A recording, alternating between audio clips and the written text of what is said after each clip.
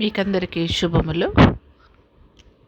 మరి ఈ దినపు అంశము విశ్వాసము.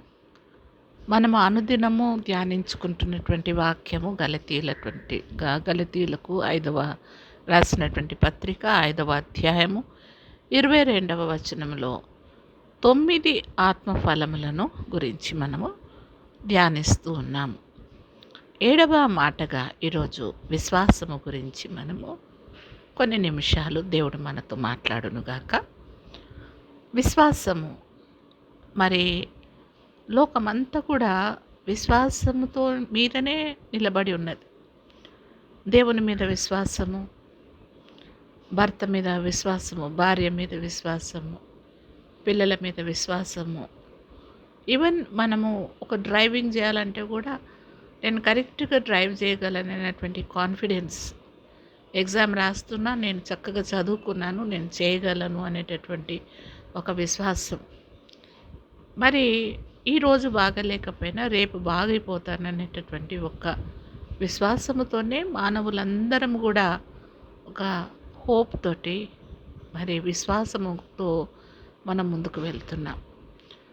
ఒక్క నిమిషము ఈ విశ్వాసము లేకుండా మనము ఆలోచిస్తే అప్పుడు చాలా తొందరపడిపోతాం, భయపడిపోతాం, వెనకెళ్తాము, దాచిపెట్టుకుంటాము, ఏదేదో చేసేస్తూ ఉంటాం, ఏడుస్తాము. అలా అనేకమైన కుటుంబాలు పడిపోవడానికి విశ్వాసం అనేది లేకపోవడం.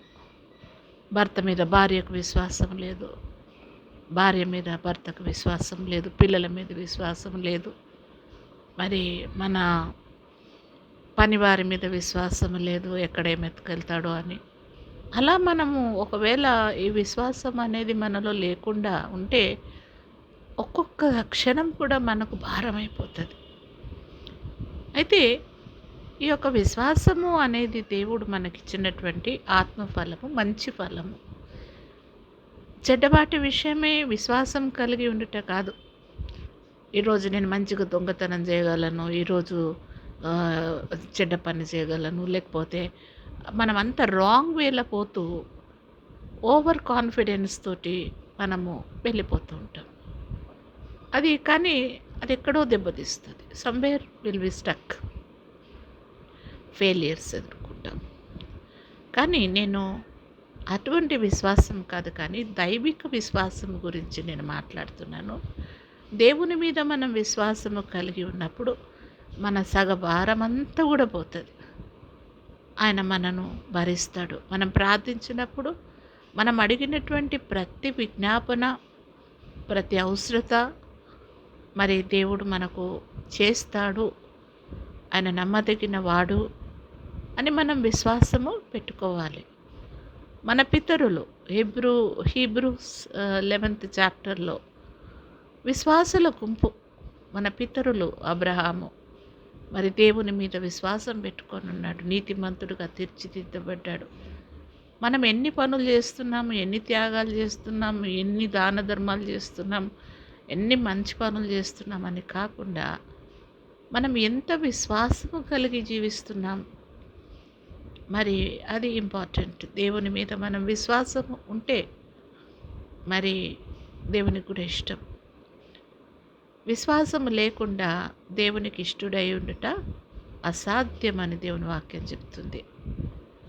మరి అనేక మంది పాముల తేళ్ల మధ్య నేను నివాసం అనేది వాక్యం చెప్తుండగా, దేవుని యొక్క ఫలము విశ్వాసముతో మనం తీసుకునే నిర్ణయాలైనా, మనం వేసే అడుగులైనా, మనము చేసే పనులలోనైనా దేవుని మీద ఆధారపడి ఆయనందు విశ్వాసం ఉంచి మన మీద మనం విశ్వాసం సంపాదించుకొని మనము కూడా మరి విశ్వాసఘాతకులుగా కాకుండా మన విశ్వాసాన్ని కూడా కాపాడుకుంటూ మన కుటుంబంలోనూ మన చుట్టూ ఉన్నటువంటి వారిని కూడా గొప్ప విశ్వాసంలోనికి మనం నడిపించుటకు మనం ఒక మార్గదర్శిగా, ఒక మంచి విశ్వాసిలో గుంపులో ఉండుటకు మనం ఉండుటకు దేవుడు సహాయం చేయను గాక.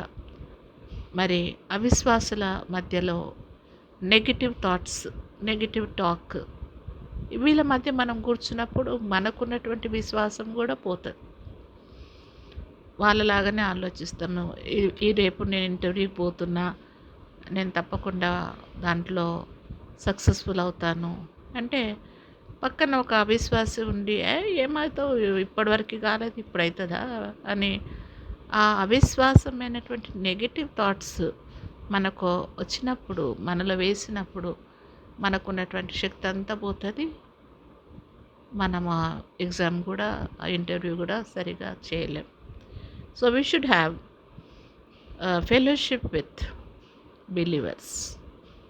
మంచి వారితో, విశ్వాసులతో ఉండుటకు దేవుడు సహాయం చేయను కాక. దేవా, ఈ దినం ఇచ్చిన వాక్యమును బట్టి నీకు స్తోత్రములు. నీ వాక్యము బలమైనది ప్రభా. మా ఆత్మలో ప్రభ నీ యొక్క ఫలమును మాకిచ్చి, నీ అందు విశ్వాసం ఉంచి, మా అందు మేము విశ్వాసం ఉంచుకొని ప్రభా, మేము ఇతరులను నమ్మి మరి ఒక సుఖకరమైనటువంటి జీవితాన్ని జీవించుటకు సహాయం చేయమని యేసు పరిశుద్ధ నామమున అడుగుచున్నాం తండ్రి. Amen. God bless you all.